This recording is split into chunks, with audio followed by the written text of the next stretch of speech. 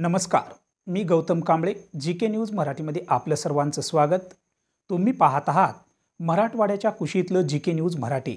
आता घेऊ विविध क्षेत्रातील राजकीय, सामाजिक, आर्थिक, कृषी आणि क्रीडा व तसेच शैक्षणिक विषयी घडामोडींचा आढावा. चला तर वळूया पुढील बातमीकडे.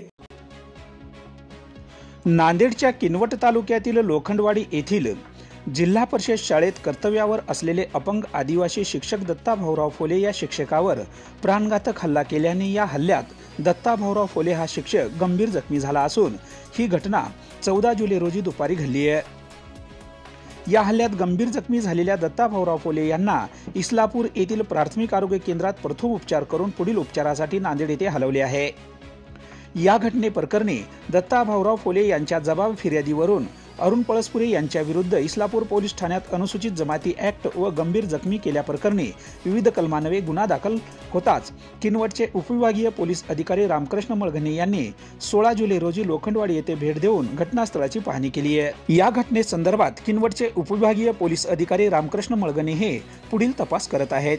Bureau report, GK news, Kinwat, Nanded.